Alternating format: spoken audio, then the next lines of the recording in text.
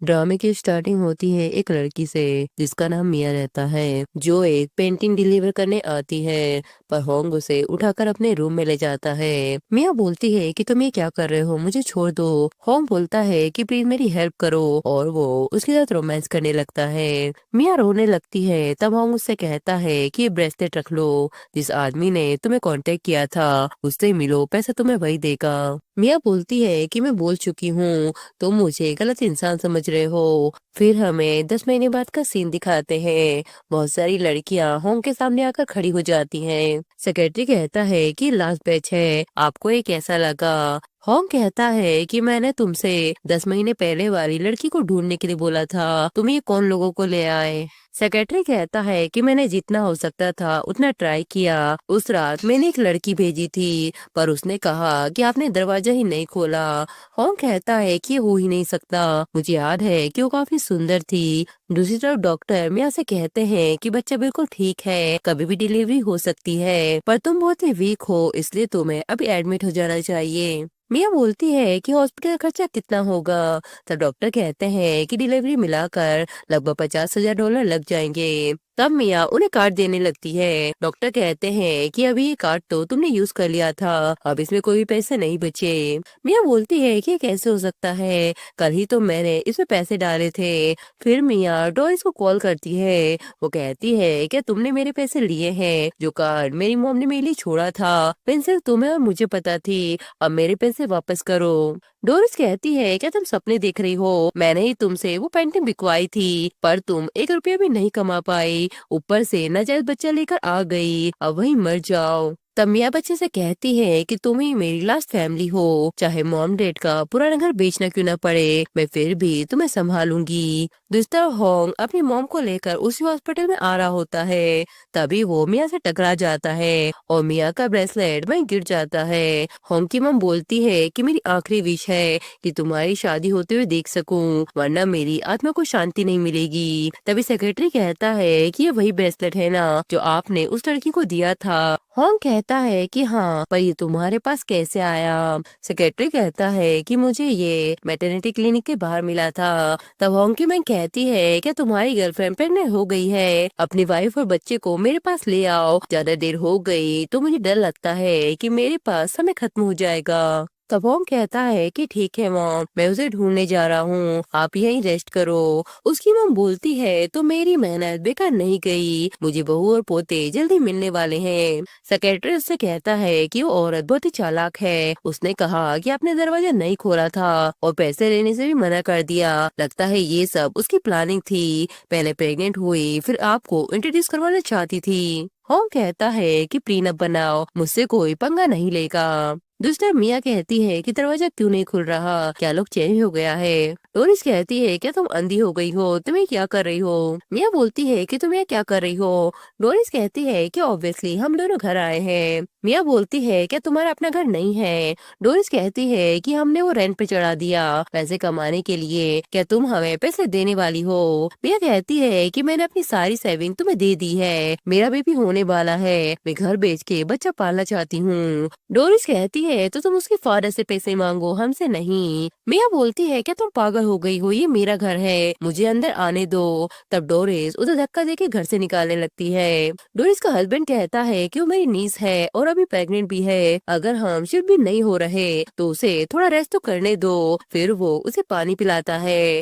Doris कहती है कि पानी पी के यहाँ से चली जाओ। मिया बोलती है कि मुझे मेरे मॉम डैड को रिस्पेक्ट देनी है। तो उसके अंकल कहते हैं कि आओ मैं तुम्हें ऊपर लेकर चलता हूँ। ऊपर आके मिया बोलती है कि मेरे मॉम डैड की नेम प्लेट कहाँ गई। डोरिस कहती है क्या तुम मुझे यहाँ एक बार भी चैन से नहीं रहने दोगी, आखिर तुम क्या ढूंढ रही हो। मिया कहती है क्या तुमने नेम प्लेट देखी है। डोरिस कहती है कि मुझसे क्यों पूछ रही हो, मैं तुम्हारी मॉम नहीं हूँ। तभी मिया को अपने मॉम डैड की प्लेट डस्टबिन में दिखाई देती है, उसे गुस्सा आ जाता है। वो कहती है कि तुमने मेरे मॉम डैड की नेम प्लेट को कचरे में क्यों फेंका।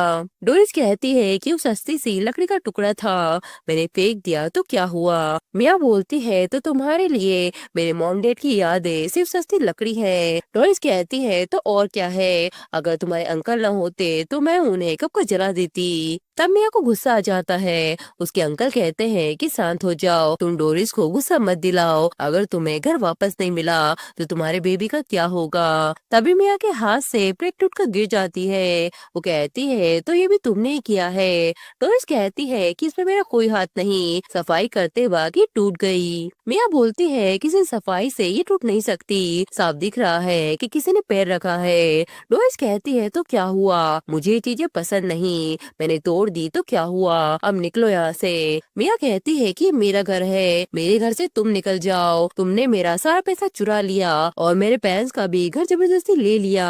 मैं हमेशा तुम्हारी इज्जत करती रही इसलिए चुप थी, पर तुमने मेरे पेरेंट्स की आखिरी इज्जत भी पैरों तले कुचल दी, तुम यहाँ रहने के लायक नहीं हो। डोरिस कहती है कि चुप रहो, मैं यहाँ शांति से रहना चाहती थी पर तुमने ही मुझे मजबूर किया है। दूसरे डॉक्टर हॉन्ग से कहते हैं कि मैंने ये ब्रेसलेट वाली लड़की को देखा है, आज सुबह ही उसका चेकअप हुआ था, बेचारी लड़की बिना शादी के प्रेग्नेंट हो गई है, दिन भर कई सारी जॉब करती है सिर्फ बेबी को पालने के लिए, पर उसकी आंट ने उसका सारा पैसा ले लिया, उसके पास तो हॉस्पिटल के पैसे भी नहीं थे इसलिए वो घर चली गई थी। हॉन्ग कहता है कि हाँ उसने सोचा होगा कि बेबी दिखा के मुझसे पैसा मांग लेगी। तब डॉक्टर कहते हैं कि आप गलत समझ रहे हो, मैं मिया को जानता हूँ, वो ऐसी लड़की नहीं है, ये रही उसकी फाइल और फोटो भी। तब सेक्रेटरी कहता है कि वो लड़की नहीं है जिसे मैंने भेजा था।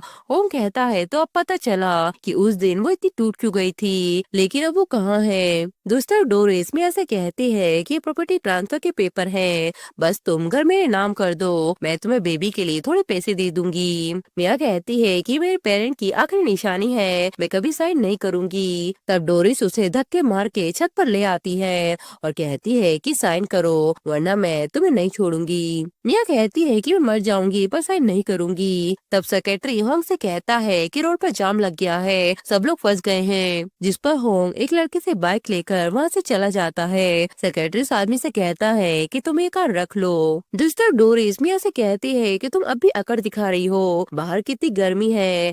मिया कहती है कि टाइम वेस्ट मत करो, मैं साइन नहीं करूंगी। तब उसके अंकल कहते हैं कि प्लीज साइन कर दो, हम एक फैमिली है, बात भी करके सब कुछ सुलझाया जा सकता है। तभी मिया के पेट में दर्द होने लगता है, वो कहती है कि मैं साइन कर दूंगी, प्लीज मुझे हॉस्पिटल ले चलो। डोरिस कहती है कि पहले साइन करो फिर हम तुम्हें ले चलेंगे। तब मिया पेपर पे साइन कर देती है। डोरिस कहती है कि तुम्हारा बच्चा तो नाजायज है, इसे ऐसे ही जाने दो, तुम्हारे पैसे बच जाएंगे, और वो उसे छोड़कर नीचे आ जाते हैं। तभी होंग उससे कहता है कि मिया कहाँ है। अंकल कहते हैं कि तुम मेरी भतीजी को क्यों ढूंढ रहे हो। होंग कहता है कि मैं मिया के बेबी का फादर हूँ, मुझे अभी उसे मिलना है। डोरिस कहती है कि पहले पेमेंट करो।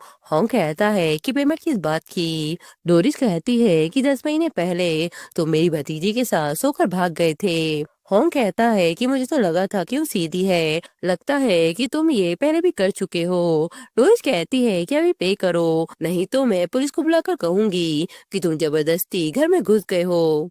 तब होंग उन लोगों को साइड करके ऊपर चला जाता है जहाँ मिया जमीन पर पड़ी रहती है, वो उसे उठाकर हॉस्पिटल ले जाने लगता है। डोरिस कहती है कि बिना पैसे दिए तुम उसे लेकर नहीं जा सकते। तब होंग अपने सेक्रेटरी से कहता है कि इन लोगों को हैंडल करो, इन्होंने मेरी चीज को नुकसान पहुंचाया है, उसकी कीमत वसूल करो। इसके बाद हॉस्पिटल में मिया को बेबी डिलीवर हो जाता है। मिया कहती है कि थैंक गॉड तुम ठीक हो। तभी फैंग कहती है कि मुझे बेबी को देखना है। वो होंग से कहती है कि मैंने सुना है तुमने मेरे लिए बेबी ढूंढने के लिए किसी को बोला था, क्योंकि मैं माँ नहीं बन सकती, अब हम शादी कर पाएंगे। मिया सोचती है तो उसने सिर्फ मुझे बच्चे के लिए बचाया था, मुझे अभी बेबी के साथ यहाँ से निकलना होगा। हम फैंग से कहता है कि मैंने कब बोला कि मैं तुमसे शादी करूंगा, ये बच्चा तुम्हारा नहीं है, अब घर जाओ और यहाँ ड्रामा मत करो। फिर वो वार्ड में आता है जहाँ मिया बच्चे को लेकर भाग चुकी होती है। सेक्रेटरी कहता है कि हमने उसे पूरा हॉस्पिटल में ढूंढ लिया, वो हमें कहीं नहीं मिली। तब होंग कहता है कि उसकी आंटी को कॉल करो। फिर वो डोरिस से कहता है कि तुम्हें कितने पैसे चाहिए। डोरिस कहती है कि अगर 10 लाख नहीं मिले तो तुम उसे कभी नहीं देख पाओगे। होंग कहता है कि मुझे पता है ये सब मिले हुए हैं, वो डिलीवरी के बाद अचानक भाग क्यों गई, पर छोड़ो, बेबी के लिए उसकी जान जाते जाते बची है, मैं उसे पैसे दे दूंगा। फिर डोरिस से कहता है कि हमने पैसे दे दिए हैं, अब वो कहाँ है। डोरिस कहती है कि मुझे क्या पता कि वो कहाँ है, तुम्हें बहुत हीरो बनने का शौक है ना, तो खुद जाके उसे ढूंढ लो। दूसरी मिया होंग की मॉम से टकरा जाती है। तब होंग की मॉम उसके हाथ में ब्रेसलेट देखकर बोलती है, क्या तुम मेरी बहू हो तो ये मेरा ग्रैंडसन होगा। मिया कहती है कि कहीं झटके से आपका दिमाग तो नहीं हिल गया है। तब होंग की मॉम सोचती है कि जरूर इसकी होंग के साथ फाइट हुई है। वो उससे कहती है कि बताओ तुम्हारा हस्बैंड कहाँ है। मिया कहती है कि मेरा कोई हस्बैंड नहीं। उसकी मॉम बोलती है कि मेरा भी हस्बैंड नहीं है, देखो हम दोनों का मिलना लिखा था, अब मेरे घर चल के खाना खा लो। फिर वो उसे घर लेकर आ जाती है और बोलती है कि ये सारे गिफ्ट तुम्हारे लिए हैं। मिया बोलती है कि नहीं ये बहुत ही ज्यादा है, मैं इन्हें नहीं ले सकती। तब उसकी माँ बोलती है कि अरे मजाक मत करो, ये कंगन भी रख लो। तभी होंग कहता है कि तुमने अपनी फैमिली भेज के मुझे फंसाया और अब बच्चे के नाम पे मेरी मम्मी से पैसा निकाल रही हो। मिया कहती है कि मैंने तुम्हें चीट नहीं किया। होंग कहता है फिर तुम हॉस्पिटल से भागी क्यों। मिया बोलती है कि मुझे बस घर जाना था। होंग कहता है कि तुम्हारी फैमिली ने तुम्हें पैसों के लिए मुझे बेच दिया और उस जगह को तुम घर कहती हो। ये देखो 10 लाख रुपए जो तुम्हारी आंटी ने मांगे थे। मिया बोलती है कि मैं उनसे रिश्ता तोड़ दूंगी और तुम्हारे पैसे चुकाने का तरीका ढूंढ लूंगी। होंग कहता है कि तुम मुझे पैसे कैसे दोगी, क्या दोबारा खुद को बेचोगी। मिया कहती है कि मैंने तुमसे बोला था ना कि मैं खुद को नहीं बेचती, तुम मेरी बात क्यों नहीं मानते। तब उसकी माँ बोलती है कि तुम्हें क्या बकवास कर रहे हो। वो मिया से बोलती है कि मैंने मैट से तुम्हारे लिए रिकवरी का खाना बनवाया है। फिर वो उसे रूम दिखाकर बोलती है कि आज से तुम यही रहोगी। मिया बोलती है कि ये रूम तो मेरे घर से भी काफी बड़ा है। तब उसकी मोम बोलती है कि फॉर्मेलिटी करने की जरूरत नहीं, तुम्हें जो भी चाहिए हो मुझसे बोल देना। इसके बाद जब मिया शावर लेकर आती है तो होंग बच्चे को लेकर वहाँ बैठा रहता है। मिया कहती है कि मेरे बच्चे को छोड़ दो। होंग कहता है कि मैं बस अपने बेटे को देखने आया हूँ, वो मेरा भी बच्चा है। मिया कहती है कि किसने कहा कि वो तुम्हारा बच्चा है।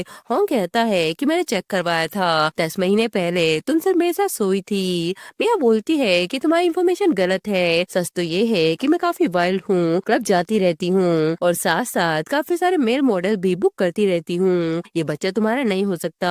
होंग कहता है कि मैं ऑलरेडी हॉस्पिटल में डीएनए चेक करवा चुका हूँ, तुम कितनी झूठी हो, मेरे लिए हायर करने की बात कर रही हो, क्या उन्हें संभाल भी पाओगी, अब जाके आराम करो, कल हमारी शादी है। तब होंग की मॉम उससे बोलती है कि रूम का ताला टूट गया है, उसे ठीक करने वाला कल से पहले नहीं आएगा, तो आज रात तुम्हें मिया के साथ ही एडजस्ट करना पड़ेगा। मिया कहती है कि नहीं, मेरा बेड बहुत ही छोटा है। होंग कहता है कि तुम्हारी अभी भी डिलीवरी हुई है, तुम बच्चे के साथ सो जाओ, मैं रात को सोफे पे बैठ के जागता रहूंगा। फिर रात पे बच्चा रोने लगता है, जिस पर होंग उसे उठा के वहाँ से ले जाता है। सो मिया सोचती है कि बच्चा कहाँ गया, क्या होंग उसे लेकर चला गया है। बाहर निकल कर वो देखती है कि होंग उसे दूध पिला रहा होता है। होंग की मम कहती है कि बच्चा भूखा था और भूख से रो रहा था, इसलिए वो उसे बाहर लेकर आ गया, ये लो शादी का सर्टिफिकेट। मिया कहती है कि मुझे तो लगा था क्यों मजाक कर रहा है। तब उसकी मम कहती है कि तुम टेंशन मत लो, वो बस डरता है कि तुम्हारी आंट फिर से तुम्हें बेवकूफ न बना दे, असल में वो तुम्हारी बहुत केयर करता है। मिया कहती है कि मेरे पास उसे देने के लिए कुछ भी नहीं था, तो मैंने उसे थैंक यू बोलने के लिए एक पेंटिंग बनाई है। तभी वहाँ फैंग को देखकर वो चुप हो जाती है। होंग कहता है कि तुम यहाँ क्या कर रही हो। फैंग बोलती है कि ये बच्चा तुमने मेरे लिए उसके साथ किया था ना, क्या मैं बच्चे को देख भी नहीं सकती। होंग बोलता है कि मिया मेरी वाइफ है और ये बच्चा तुम्हारा नहीं है। फिर वो मिया से बोलता है कि तुम अब भी छुप क्यों रही हो, जल्दी से बाहर आओ।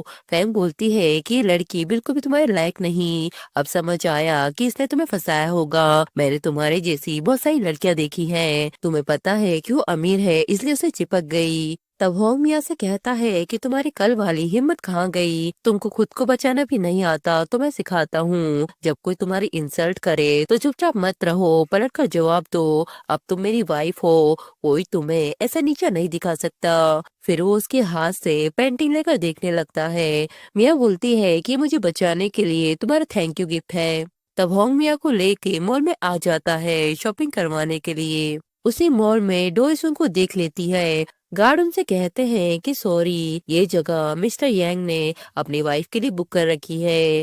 डोरिस कहती है कि अब वो अमीर हो गई है तो हमें भूल गई है, लगता है कि उसे सबक सिखाना पड़ेगा। फिर वो मिया को बोलती है कि अभी मॉल के पास वाले रेस्टोरेंट में मुझसे आकर मिलो, अगर नहीं आई तो तुम्हारे पेरेंट की एसेस को मैं फेंक दूंगी। मिया सोचती है कि मेरी वजह से होंग पहले ही डोरिस को 10 लाख दे चुका है, मैं उसे और परेशान नहीं कर सकती। फिर उससे कहती है कि मैं वॉशरूम जा रही हूँ और वो डोरिस के पास आकर बोलती है कि मेरे पेरेंट की एसेट्स मुझे वापस करो। डोरिस बोलती है कि पहले यंग फैमिली से तुम्हारे अंकल के अकाउंट में 1 करोड़ ट्रांसफर करवाओ। मिया बोलती है कि होंग से तो पहले ही तुमने 10 लाख निकलवा लिए हैं, वो कम थे क्या जो अब तुम्हें और चाहिए। डोरिस कहती है कि अब तुम रिच बन चुकी हो, लेकिन हम अब भी गरीब हैं, हमने तुम्हें पाला है तो पैसा मांगना क्या गलत है। मिया बोलती है कि तुम जानती हो कि मैं उनकी वाइफ हूँ, अगर तुमने एसेस नहीं दी तो मेरे पास ऐसे बहुत से तरीके हैं उसे खुद से लेने के। तब उसके अंकल उसे एसेस दे देते हैं। मिया कहती है कि अब मैं पुरानी वाली मिया नहीं हूँ, दोबारा मुझे धमकाने की मत सोचना।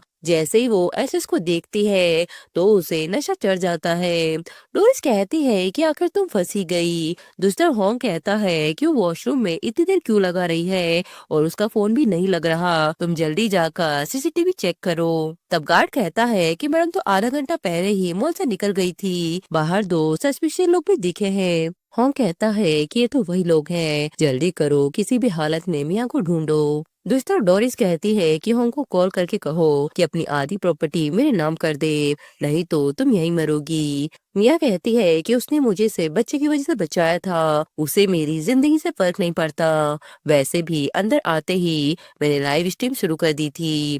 डोरिस कहती है कि मैं डरती नहीं हूँ, अब मैं तुम्हें भी अपने साथ लेकर डूबूंगी। मिया बोलती है कि तुम जानती हो ना कि मैं उनकी वाइफ हूँ, अगर तुमने मुझे मार दिया तो तुम्हें कुछ भी नहीं मिलेगा, मुझे जिंदा रहने दो, हम दोनों मिलकर साथ काम कर सकते हैं। होंग मुझे चाहे या ना चाहे लेकिन वो बच्चे की परवाह करता है, जब मेरा बच्चा ये इनकॉर्पोरेशन संभालेगा तो तुम जो चाहे ले लेना। डोरिस कहती है कि उसके आसपास तो इतनी औरतें हैं जो उसके बच्चे चाहती हैं, वो तुम्हें अपनी कंपनी क्यों देगा। मिया बोलती है कि होंग को बच्चा पैदा करने में दिक्कत है, 10 महीने पहले जब तुमने मुझे पेंटिंग देने के लिए भेजा था वही मैंने सुना था। होंग की मम कहती है कि होंग के लिए बच्चे पैदा करना मुश्किल है, फिर भी वो शादी नहीं कर रहा। सेक्रेटरी बोलता है कि टेंशन मत लो, जैसा आपने कहा था मैंने उसे ड्रग दे दिया है और सब अरेंज भी कर दिया है। डोरिस कहती है तो अब समझ में आया कि तुम अपनी जान भी बच्चे के लिए क्यों दांव पर लगा रही थी। मिया बोलती है कि जब मेरा बेटा सब कुछ संभाल लेगा तब यंग फैमिली की सारी प्रॉपर्टी हमारी हो जाएगी। डोरिस कहती है कि अभी तुमने जो भी बोला है वो सब इस कागज पर लिखो और उन पर साइन करो। मिया सोचती है कि मुझे तो लगा था कि मैं बच जाऊंगी, पर वो इतनी पीछे पड़ जाएगी ये मैंने नहीं सोचा था, लेकिन अगर मैंने इन पेपर पे साइन किया तो ऐसा लगेगा कि मैं सच में होंग के पैसों के पीछे हूँ। तभी डोरिस कहती है कि तुम साइन क्यों नहीं कर रही, मतलब तुम मुझसे झूठ बोल रही थी। तभी होंग वहाँ आ जाता है, वो कहता है कि मैंने पिछली बार भी तुम्हें वार्न किया था ना, इन्हें ब्लैकमेलिंग और किडनैपिंग के लिए पुलिस स्टेशन भेज दो। डोरिस मिया से कहती है कि अगर तुमने हमें धोखा दिया तो तुम्हें अपनी मॉम कभी नहीं मिलेगी। मिया बोलती है कि क्या बोला तुमने, मेरी मॉम तो मर चुकी है ना। डोरिस कहती है कि अगर मैं कहूँ कि वो जिंदा है और देश छोड़कर चली गई है तो। तब होंग मिया से कहता है तो तुम बच्चे का यूज कर रही हो मेरे घर में घुसने के लिए, तो शुरू से ही तुम्हारा यही प्लान था। मिया बोलती है कि तुमने गलत सुना। होंग कहता है कि मैं अमीर हूँ पर बेवकूफ नहीं, यंग फैमिली से आज तक किसी लड़की को एक पैसा भी नहीं मिला है, आज के बाद तुम मेरी इजाजत के बिना घर से नहीं जाओगी। मिया कहती है कि मैं तुम्हारे पैसों के पीछे नहीं हूँ, मैंने ये सब जिंदा रहने के लिए बोला था, तुम मुझ पर भरोसा क्यों नहीं करते। इसके बाद रिपोर्टर होंग की कंपनी के आगे भीड़ लगा के खड़े रहते हैं। सेक्रेटरी कहता है कि आप अपनी वाइफ को सच क्यों नहीं बताते, कि आपके ड्राइवर अफवाह फैला रहे हैं कि आपने किसी से बच्चा पैदा करवाने के लिए उसे पैसे दिए हैं, कंपनी अब मुश्किल में है और आपके पास चॉइस नहीं है। होंग कहता है कि मैंने उससे शादी की है, मैं उसे शील की तरह यूज नहीं करना चाहता। सेक्रेटरी कहता है कि लेकिन अब स्टॉक गिर रहे हैं और आपकी इमेज भी खराब हो रही है, बोर्ड ने आपको सिर्फ 3 दिन दिए हैं। तब फैंग कहती है कि मेरे पास एक प्लान है, अगर तुम्हें डर है कि मिया स्पॉटलाइट में आ जाएगी तो बच्चे की कस्टडी मुझे दे दो, मैं बोल दूंगी कि बच्चा हमारा है, फिर सारी अफवाहें भी खत्म हो जाएंगी। इसके बाद रिपोर्टर होंग से कहते हैं कि आपने सच में सरोगेट हायर की थी, क्या हायर होना इतना जरूरी है। फैंग बोलती है कि होंग ने कभी भी सरोगेट नहीं रखी, ये बच्चा हमारा है। तब ये न्यूज मिया भी देख लेती है। वो कहती है तो उसने इसीलिए मुझे बंद किया था ताकि मेरा बच्चा फैंग को दे सके। होंग फैंग से कहता है कि मैंने तुम्हें जाने को कहा था ना, मेरा बेटा मुझे वापस करो। फैंग कहती है कि मैं सब तुम्हारे लिए कर रही हूँ। होंग कहता है कि ये फैसला करने वाली तुम होती कौन हो, मैं तुम्हें लास्ट वार्निंग दे रहा हूँ, मेरी वाइफ और बच्चे से दूर रहो। फिर सेक्रेटरी से कहता है कि बच्चा फैंग को तुमने दिया था ना। सेक्रेटरी कहता है कि मैंने ये आपकी इमेज बचाने के लिए किया था क्योंकि आपके पास सिर्फ 3 दिन बचे हैं। होंग कहता है कि कौन सी इमेज बच्चे की कुर्बानी देकर बचाई जाती है, अब यहाँ से बाहर निकलो। इसके बाद वो रात में बेबी को मिया के रूम में ले आता है। मिया उससे कहती है कि तुम उसे बाहर क्यों ले गए थे, क्या तुम सच में मेरे बच्चे को किसी और औरत को देने वाले हो? काश मुझे पता होता कि तुमने मुझे सिर्फ यूज करने के लिए बचाया था, लेकिन मैं किसी को भी अपना बच्चा ले जाने नहीं दूंगी। अब मैं अपने बच्चे को लेकर जा रही हूँ। तब होंग कहता है कि मैंने तुम्हें स्कैंडल की वजह से बंद किया था, मैं नहीं चाहता था कि तुम इन चक्कर में फंसो। फैंग ने जो भी किया है वो मेरे कहने पर नहीं था, अगर ऐसा होता तो मैं बच्चे को वापस क्यों लाता। तुम यही आराम करो, मुझे ऑफिस वापस जाना है। मिया कहती है कि रुको, क्या मैं तुम्हारी कंपनी के क्राइसिस में हेल्प कर सकती हूँ? होंग कहता है कि तुम्हारी वाइफ बनके मीडिया के सामने बोलोगी? बिल्कुल नहीं, तुम्हें आइडिया भी नहीं है कि मीडिया को हैंडल करना कितना थका देता है, ये सब मैं अकेले ही हैंडल कर लूंगा। मिया कहती है कि नहीं, मैं बस पेंटिंग करना चाहती थी पर मेरे पास पेंट खत्म हो गया। तब होंग उसे स्टूडियो में लेकर आ जाता है। वो कहता है कि मम ने कहा था कि जो बेडरूम में पेंटिंग थी वो मेरे लिए बनाई गई थी, तब से मैंने ये जगह सिर्फ तुम्हारे लिए रेडी करवा दी। क्या तुम्हें सच में लगता है कि तुम्हारी आर्ट ये क्राइसिस सॉल्व कर सकती है? मिया बोलती है कि मेरे पास 10 मिलियन से भी ज्यादा फॉलोअर्स है, अगर मेरी पेंटिंग पब्लिक के सामने आए तो सबका ध्यान उधर शिफ्ट हो जाएगा और 3 दिन के अंदर ही सब कुछ शांत हो जाएगा।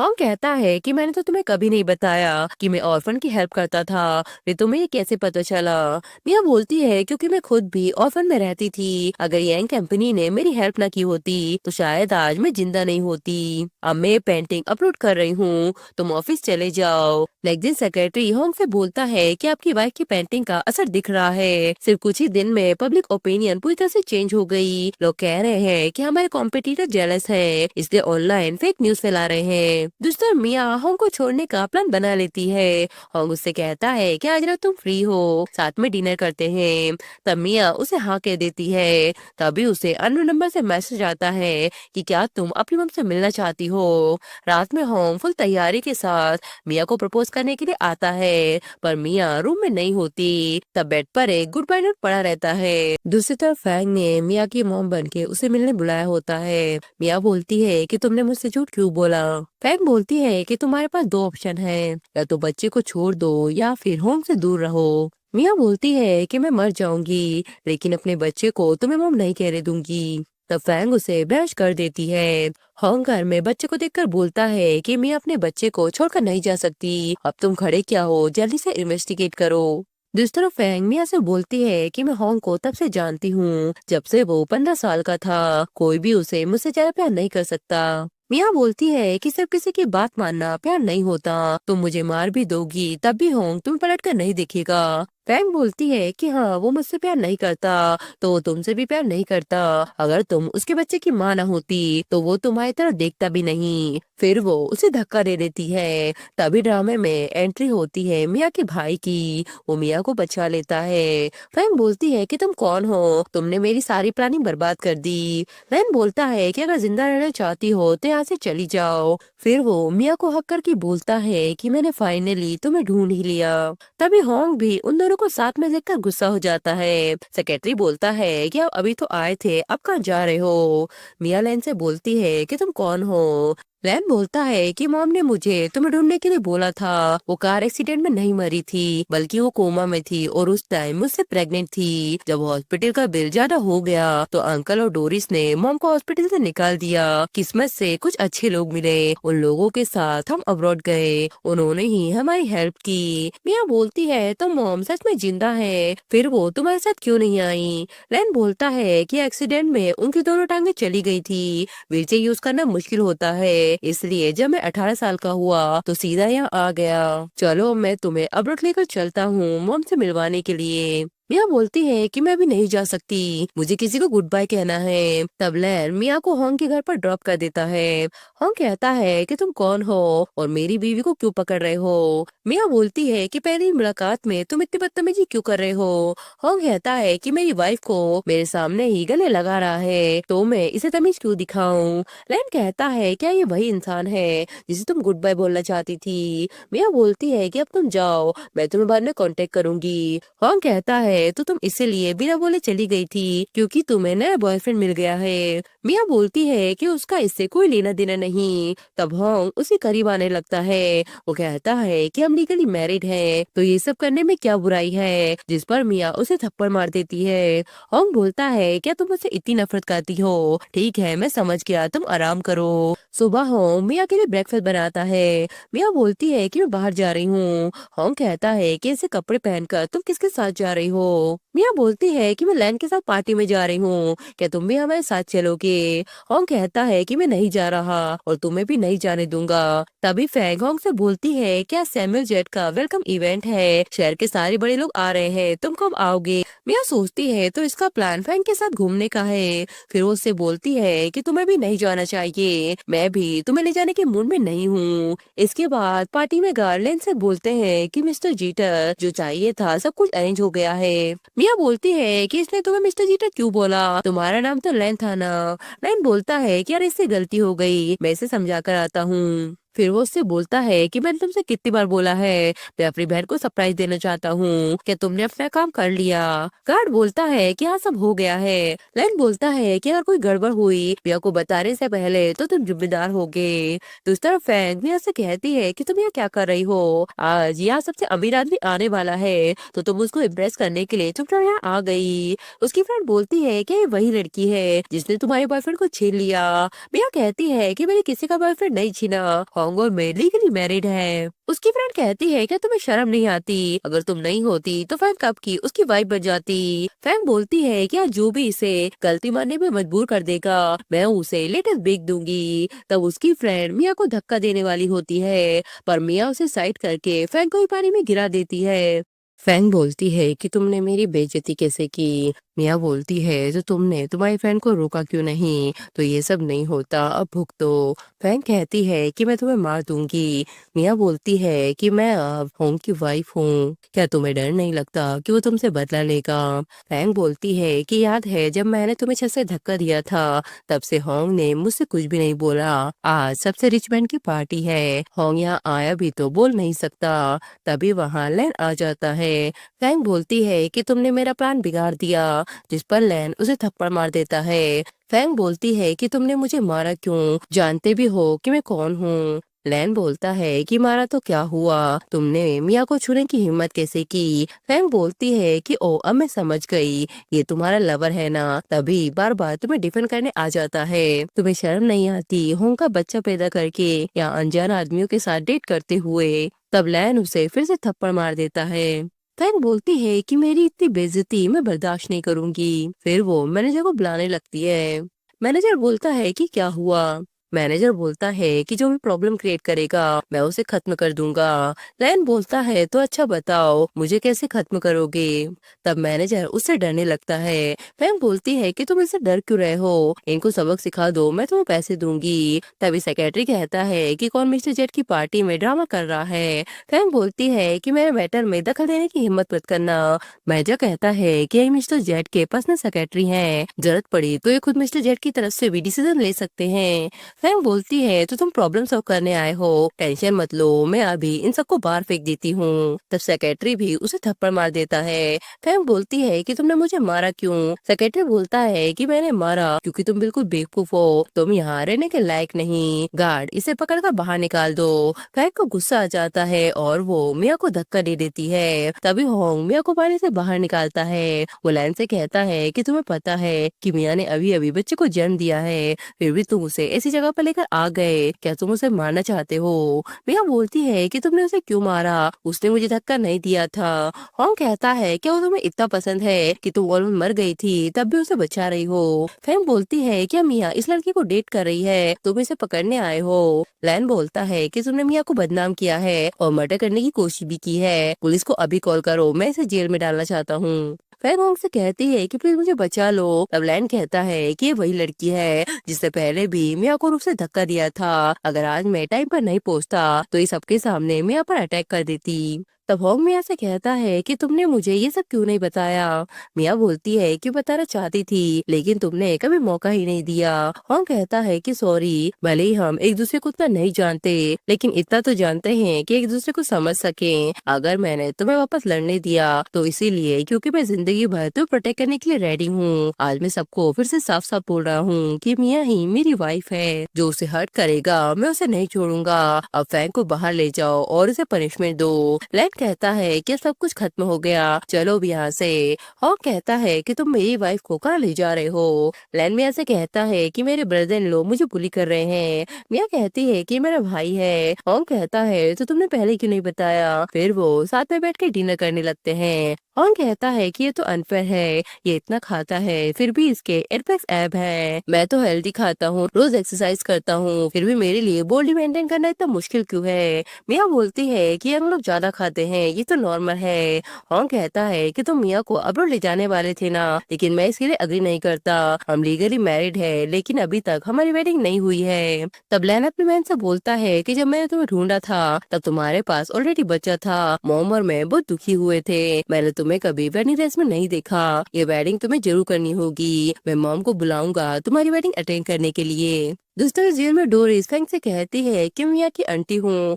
वो बेवकूफ लड़की उसी ने मुझे यहाँ डाला है। अगर आप मुझे यहाँ से निकलवा दो तो मैं मिया से आपके लिए बदला लूंगी। फैंग कहती है क्या सच में तुम्हारे पास कोई प्लान है। अब मुझे लॉयर से मिलना होगा। फिर जेल में फैंग के डैड के साथ होंग भी आ जाता है। वो कहता है कि लॉयर ने तुम्हारा रेपिटेंस लेटर मुझे दिया है, क्या तुम्हें अपनी गलती का एहसास हो गया। फैंग बोलती है कि हाँ, जो भी मैंने किया था सिर्फ इसलिए किया क्योंकि मैं तुमसे प्यार करती हूँ, लेकिन अब मुझे कोई फर्क नहीं पड़ता।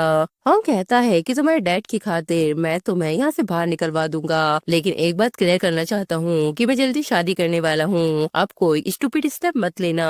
फैंग डैड से कहती है क्या हॉन्ग यहाँ से शादी करने वाला है। उसके डैड कहते हैं कि बिल्कुल भी नहीं। फजू में दिखाते हैं कि सेक्रेटरी उनसे कहता है कि मिस्टर जेट ने अपनी सिस्टर की वेडिंग की ज्वेलरी ऑर्डर आपको दिया है। फैंग के डैड कहते हैं कि हमारी फैमिली ऑल्ड और स्ट्रॉन्ग है पर बिजनेस धीरे धीरे डाउन जा रहा है। अगर आप मुझे उनसे मिलवा दे तो शायद हम बच जाएंगे। तभी वहाँ लैन भी आ जाता है। वो कहता है कि मेरी सिस्टर की शादी शुरू होने से पहले कोई भी मेरी आइडेंटिटी रिवील नहीं करेगा। फैंग के डैड कहते हैं कि मैं सिर्फ इतना जानना चाहता हूँ कि आपकी सिस्टर की शादी किससे हो रही है ताकि मैं अच्छी ज्वेलरी बना पाऊँ। तब लैन कहता है कि वो होंग येन फैमिली का लड़का है। प्रेजेंट में फैंग कहती है कि क्या होंग की शादी और वो भी उस मिस्टीरियस बिलियनर की सिस्टर से। उसके डैड कहते हैं कि तुम इतना चिढ़ क्यों रही हो, अब अपना सामान पैक करो और घर चलो।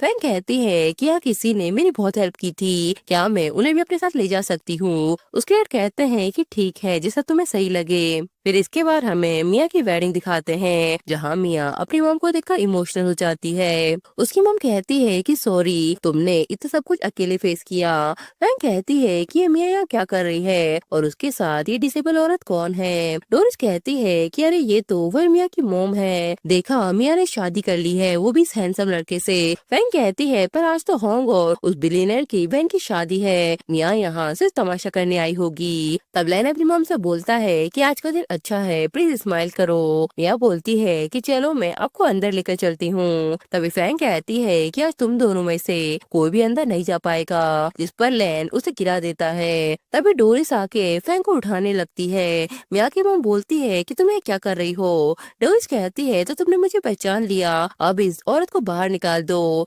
लैन कहता है कि तुम ऐसा क्यों बोल रही हो। डोरिस कहती है क्योंकि मैं उसके भाई की वाइफ हूँ, यह हमारे घर का रूल है। लैन कहता है कि तुमने मॉम को हॉस्पिटल से निकाल दिया जब वो बहुत ही बीमार थी, इसी वजह से आज वो चल भी नहीं पाती। अगर कोई अच्छा इंसान नहीं मिलता तो मेरी मॉम उस दिन मर जाती। डोरिस कहती है कि अरे तुम्हारी मॉम जिंदा तो है ना, अगर मैं उसे निकालती रही तो वो कभी बाहर जा ही नहीं पाती। तब मिया उसे थप्पड़ मार देती है। वो कहती है कि तुम्हारी वजह से ही मैं अपनी मॉम से इतने साल दूर रही। डोरिस कहती है कि मैं तुम सबको अच्छा सबक सिखाऊंगी। तभी होंग आकर उसका हाथ पकड़ लेता है और बोलता है कि पिछले बार का लेसन क्या तुम भूल गई हो?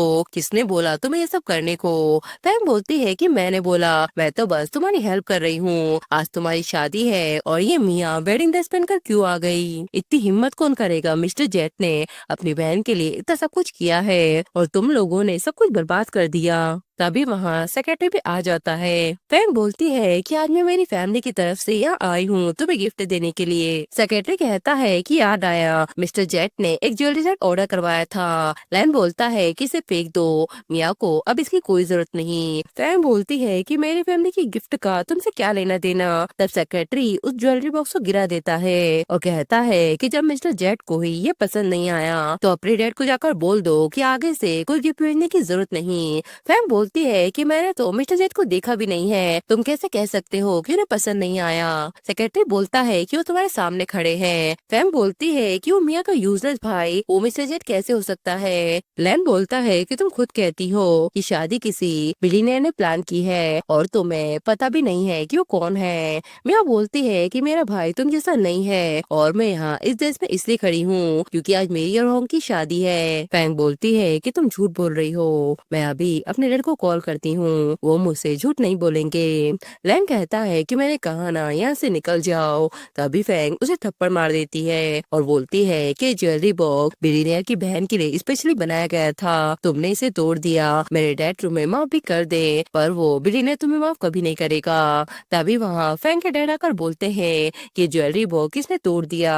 फैंग कहती है कि वो वही है, मिया का बेकार भाई। तब उसके डैड उल्टा उसे ही थप्पड़ मार देते हैं और बोलते हैं कि वही तो असली बिलियनेयर है, मिस्टर जेट। ये सुनकर फैंग और डोरिस के होश उड़ जाते हैं। डोरिस कहती है कि प्लीज मुझे छोड़ दो, उसने ही मुझे ये सब करने का ऑर्डर दिया था। मिया कहती है कि तुमने मेरी मॉम को बीमारी में घर से निकाल दिया था, ये थप्पड़ मेरी मॉम के लिए है और ये थप्पड़ मेरे बच्चे के लिए है और ये थप्पड़ उस पुरानी वाली मिया के लिए है। आज से हमारा तुमसे कोई रिश्ता नहीं। होंग कहता है कि अब चलो शादी शुरू होने वाली है। फिर हमें वेडिंग का सीन दिखाया जाता है। लैन होंग से बोलता है कि आज से मिया तुम्हारी जिम्मेदारी है, अगर तुमने उसे हर्ट किया तो मैं तुम्हें माफ नहीं करूंगा। होंग कहता है कि टेंशन मत लो। फिर वो उससे बोलता है क्या तुम मुझसे शादी करोगी? मिया कहती है कि हमेशा तुम ही मेरे लिए सब कुछ प्लान करते हो, इस बार ये सब मुझे करने दो। ये रिंग स्पेशली मैंने तुम्हारे लिए बनवाई है, ये अंधेरे में भी चमकती है और मैं हर अंधेरी रात में तुम्हारे साथ रहूंगी, क्या तुम मुझसे शादी करोगे? तब होंग उसे हाँ कह देता है और इसी के साथ ये ड्रामा भी यही खत्म हो जाता है।